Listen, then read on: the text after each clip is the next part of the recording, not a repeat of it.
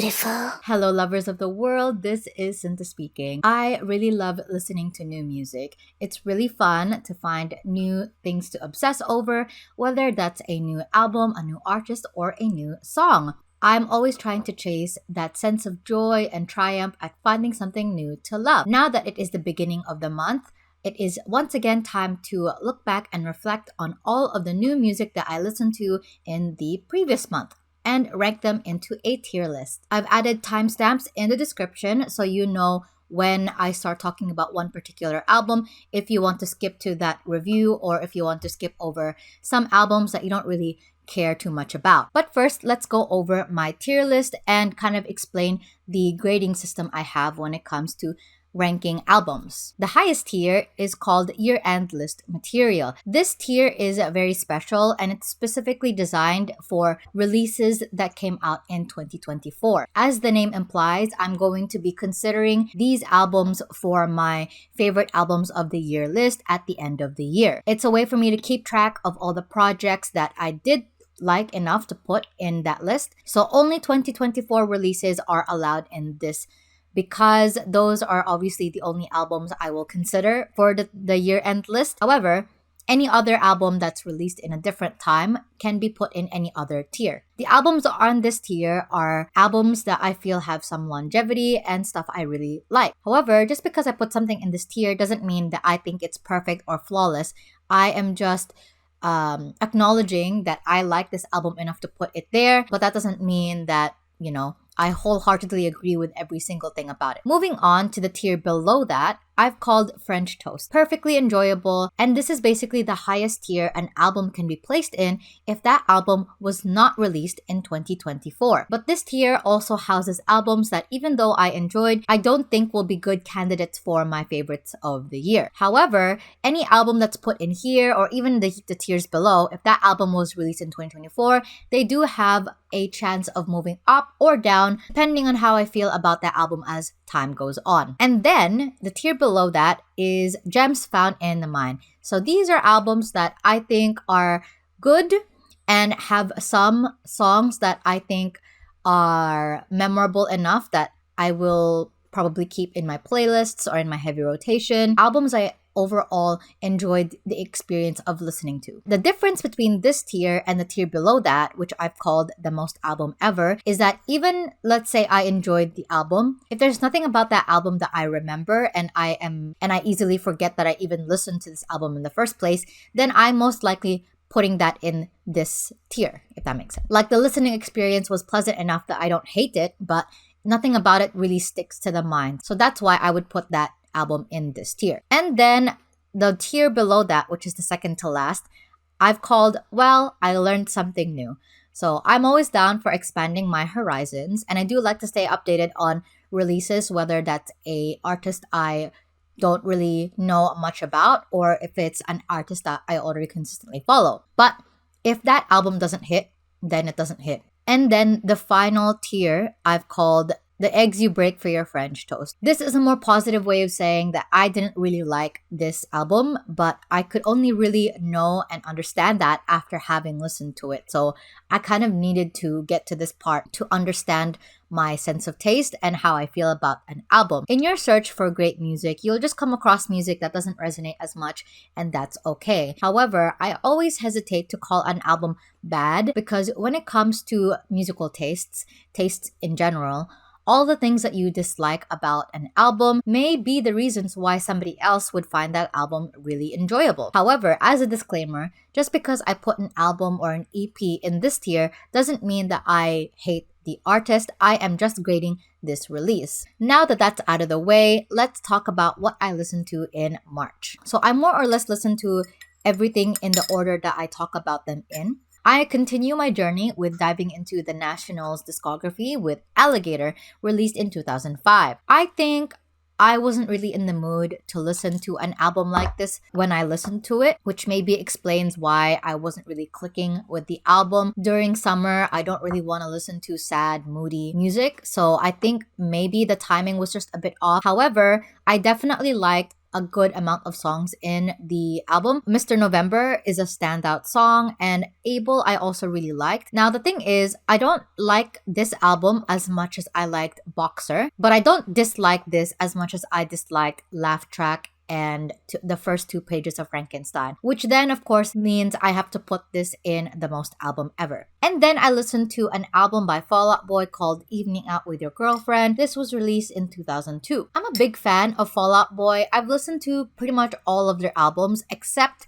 for the one that they released in 2023 called So Much for Stardust, and this one, which happens to be their first ever mixtape / demo album. And it certainly sounds like a demo album. I don't know if I would have had as much faith in the band's potential if this was the only thing I had to go on as a music executive of a record label, deciding whether or not I want to sign them or not. The mixing on this album is unlistenable. I can barely hear the vocals. It literally sounds like the band is trapped in the basement and I can only hear them performing from 3 stories up. I won't go into a lot of detail about this album because I do plan on making a much bigger video about Fall Out Boy's entire discography. I don't really know when that will be released, but if you're really interested in that, please let me know in the comments so that I am held accountable. That being said, I'm gonna put this in, well, at least I learned something new because I certainly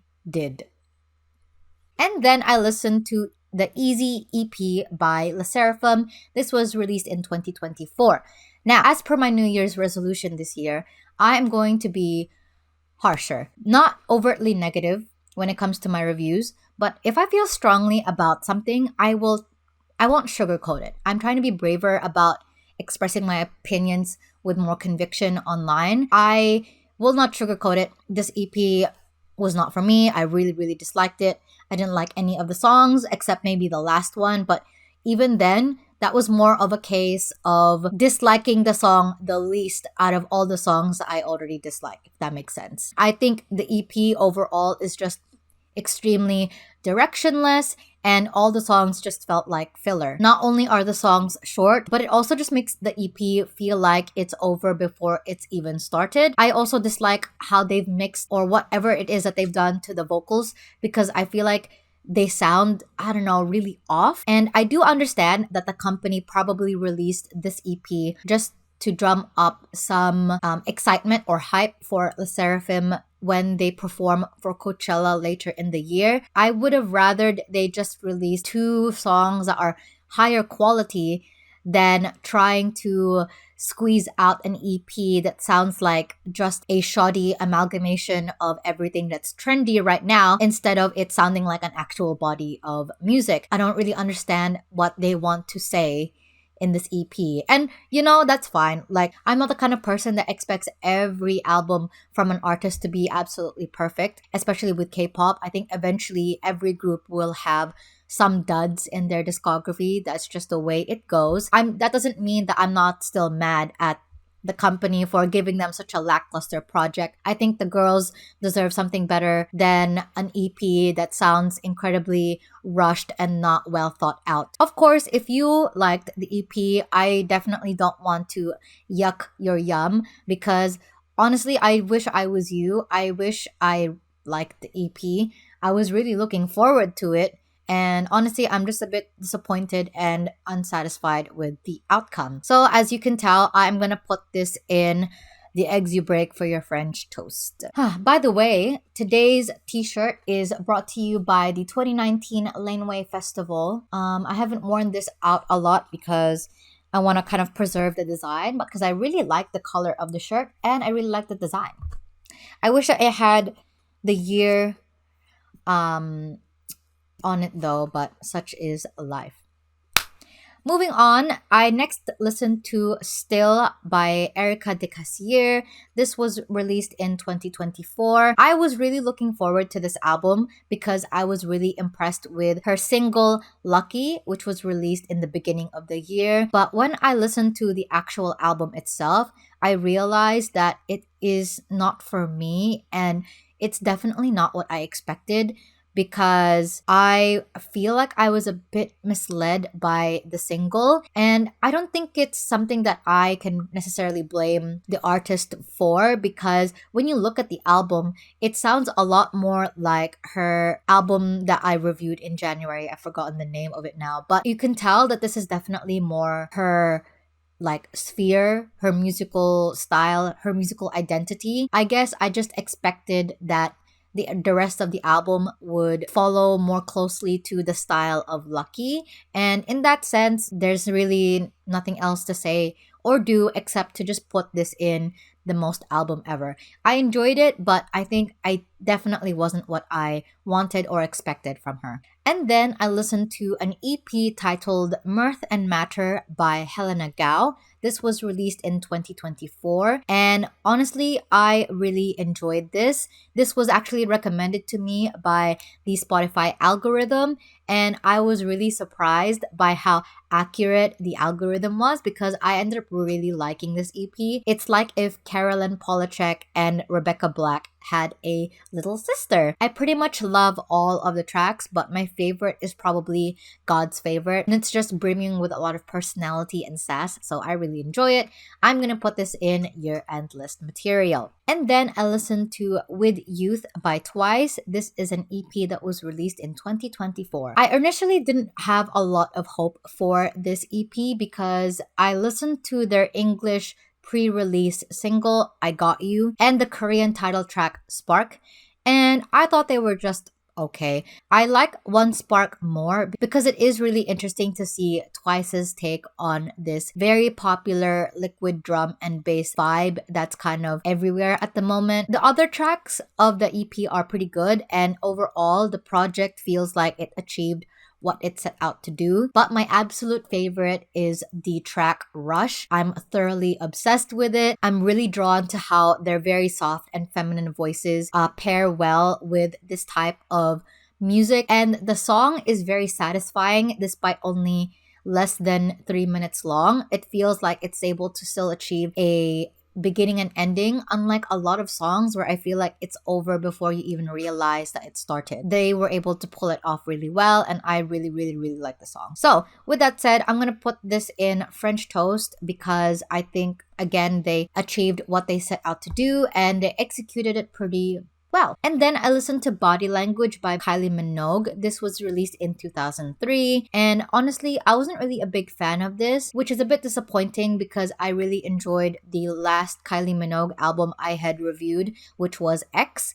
I just felt like Body Language doesn't have the same level of charisma and enthusiasm that I expected from her after listening to X. And sadly, I don't even remember any of the songs from Body Language, so I don't know, it feels a bit forgettable. So I'm gonna put this in the most album ever. I think it's still fine, just not what I wanted from Kylie. And then I listened to Loveless by My Bloody Valentine. This is an album that was released in 1991, and I actually listened to this the first time while I was taking a nap on the train while I was commuting on my first day back at work. The album is pretty good, and I can see how so many shoegaze bands cite this band and this album in particular as an inspiration. However, I'm not really sure what it is that I find lacking about this album, but I feel like I just can't 100% jump into the hype. So I'm gonna put this in Gems Found in the Mind because there are some songs in there that I think are very memorable, but I think something about the entire album doesn't capture me as much as I thought it would after hearing so many amazing reviews about it. And then I listened to Stranger by Willow Avalon. This is an album released in 2024. Willow Avalon is one of those people I found through Instagram Reels, and I fell in love with one of her songs, Getting Rich and Going Broke. Her voice is so uniquely executed, and I just love this trill. I don't know what else to really call it, but it just sounds so interesting and addicting. So I decided to listen to the rest of her album. And again, it's not like I was disappointed. I just expected the rest of the album to be more country leaning in the same way that Getting Rich and Going Broke is, but the album is actually a lot more pop indie than I initially thought it would be. To be honest, I am a bit put out by the misdirection. However, I still really enjoyed listening to the album, and I am looking forward to a lot more songs by Willow Avalon. Hopefully, some of them will be more country leaning, like Getting Rich Going Broke is, but I'm actually really happy with the other B-sides on this, so I'm gonna put this in French Toast. And then I listened to Hello, I'm Dolly by Dolly Parton. This was released in 1967. So basically, after listening to Stranger by Willow Avalon, my thirst for country western music wasn't quenched, so I decided to dive into actual country western with the queen herself. I chose Dolly's debut album because I kind of wanted to get a feel for the beginning of her career and kind of see how she has progressed. I really enjoyed the album. It's very catchy, and her voice is really charismatic with a lot of personality, and it definitely scratched the itch that I had for country western music. Therefore, I am going to put this in Gems Found in the Mind. And then I listened to Valentine by Snail. This is an album that was released in 2021. I have enjoyed a lot of Snail's songs like Pristine, but I haven't actually listened to any of her longer projects, so I decided to finally tackle this because I remember when this first came out in 2021, I wanted to listen to it, but just never got around to it. And now that I have, I feel that I am a bit disappointed. I don't know. I don't know what I wanted more out of it. I am just gonna put this in, well, at least I learned something new. And then I listened to Fever by Kylie Minogue. This is an album that was released in 2001. And wow, they really don't make disco pop albums like this anymore. Galactic levels of iconic. It is really interesting to compare this album with X, which is the other Kylie album I loved, because X was a bit more experimental and borrowed from other areas of pop music, whereas Fever is a very straightforward disco pop album. Like, you can definitely just play this album from start to finish at a club, a gay one, of course, and it won't feel out of place. I used to dislike Can't Get You Out of My Head, which is the most popular single from this album. I used to think it was really annoying, and I wasn't really a big fan of the hook, and I felt like it was just a bit too repetitive for me to like be completely into. However, after listening to the song in the context of the album and after watching some of her live performances back in the early 2000s, I think I can appreciate it a little bit more. My favorite songs on the album are definitely Love at First Sight and Fever. They are the songs that you hear when you get into heaven and God is throwing a party to celebrate Pride Month. It is just such amazing pop music. It's definitely probably one of my favorite Kylie Minogue songs ever. So I'm gonna put Fever in French Toast. I just really enjoyed it. At some point, I will make a video dedicated to just Kylie Minogue's discography. I'm probably gonna like tier list rank all of her albums, but for now, I gotta finish the entire catalog first. Another song I really enjoyed is Your Love. And then I listened to In Rainbows by Radiohead. This is an album that was released in 2007. Again, I forge ahead with my Radiohead binge. And truthfully, I wasn't really a big fan of this as much as I was with Benz. I think this album is just a bit too avant-garde, too overstimulating, too overwhelming. And actually, I think the second time I tried to listen to this, it gave me a bit of a headache. So I don't know. I think I'll steer clear away from this album. By the way, I did find out about Tom York's views on Palestine and the BDS movement,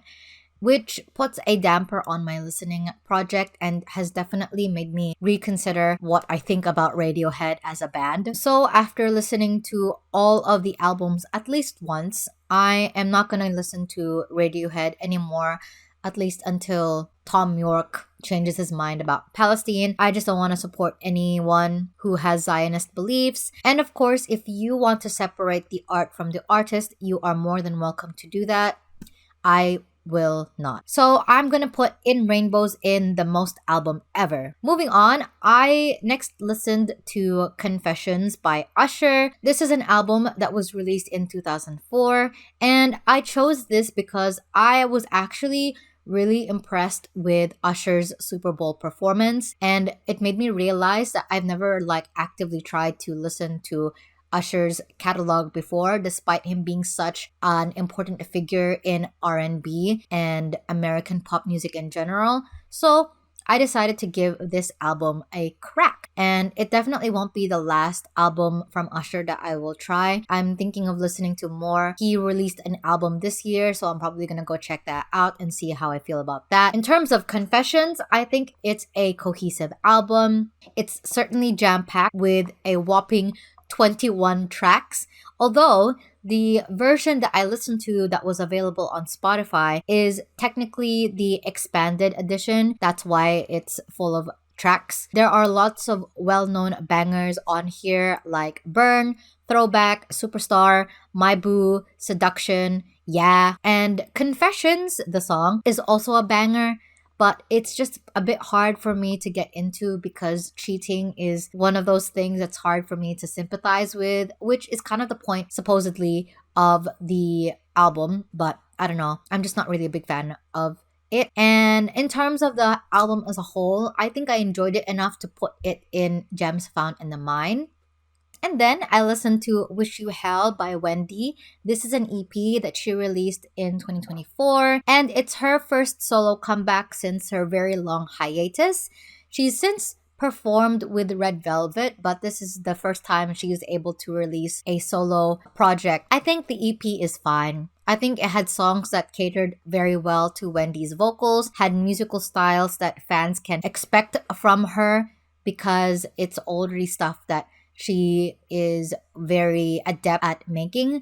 But the company has also given her some songs that allowed her to try something new, like the title track. I think it's usually with people like Wendy, people who have really amazing ballads. They are often pigeonholed into singing only ballads, but I really appreciate that SM Entertainment gave her a title track that was a bit more youthful and sassy, but still kind of in tune with Wendy's image. So I'm just gonna put this in Gems Found in the Mind as well. And then I listened to Ten's self-titled EP. This was released in 2024. I appreciate Ten going for it. I think it's really commendable of him to go for a sound and a concept that not a lot of his peers is doing. But that being said, it's not really a sound and a concept that I already like. In fact, I'm not really a big fan of this sound that I think Billie Eilish's earlier works have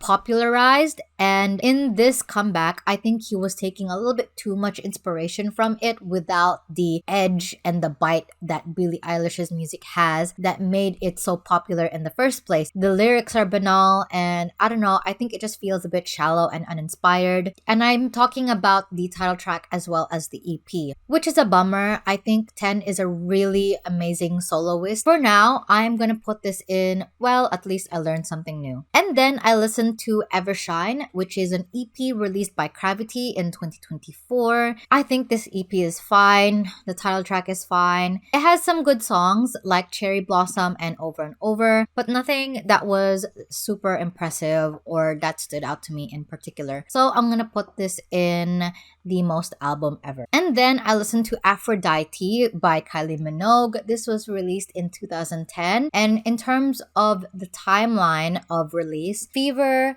Body Language, X, and then Aphrodite in terms of order of release. In terms of the album, I enjoyed it. It's just fun dance pop music, and it's definitely lives up to what I have come to expect from Kylie Minogue. Some songs are more fun than others for sure, and it's cohesive like her other albums are. It's very up to date in terms of the pop trends of that time period, but it still sounds like something that she would release. So I think I really appreciate her ability to adapt to the very varying stages and iterations of pop music as the decades go on, but still retain a sense of identity in a very oversaturated market. I don't like this as much as I loved Fever and X, but I don't dislike it like I did with Body Language. So I am just gonna put this in Gems Found in the Mind, and you can see kind of how I am grading everything in terms of relativity,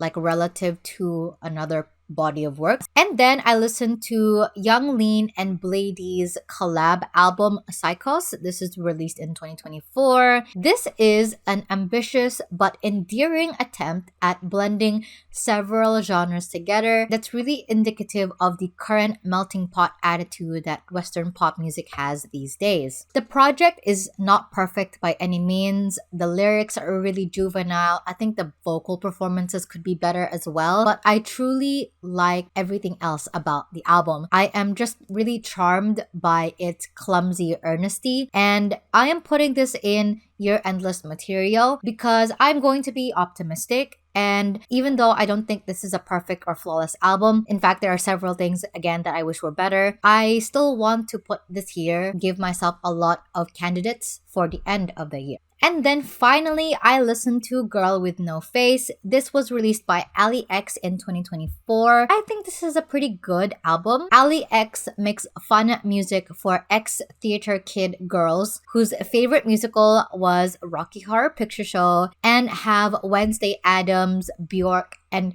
Veronica Sawyer on their Pinterest boards. Unfortunately, I am not that kind of girl, which is a shame. I am not the weird girl that Allie X is singing about or trying to cater to. And I do appreciate a lot of the characteristics of the album. I really like how fun and dramatic and campy the album is. It has a lot of these moments that remind me of the ooky spooky subcultures of the 80s, but with a synth pop twist. I ended up going back and listening to Cape God, her last full album, to compare how much Allie X's musical style has changed. And I think Cape God had a more pop-leaning quality towards it, with songs like Sarah Come Home, and is a little bit more, I don't know, upbeat, I guess. I think the overall vibe of that album is unsettling, but in a youthful way, whereas Girl With No Face is unsettling as well, but in a more intentionally malevolent way. I hope that makes sense. I'm just trying to figure out the distinctions between both projects. That being said, I'm gonna put this in Gems Found in the Mind. And that's all I listened to this month. Here is the entire tier list again. Let's look at it one more time. And here are the stats for this month.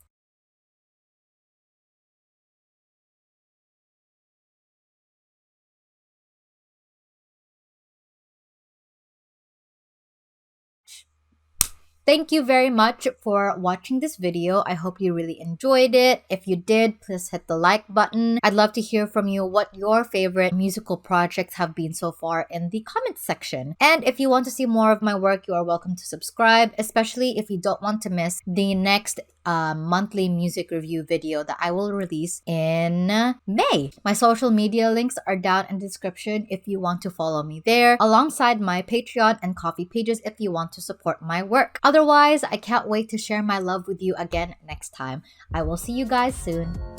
Bye! We magnetized in Jongharke. This time I want you, like it's magnetic. You.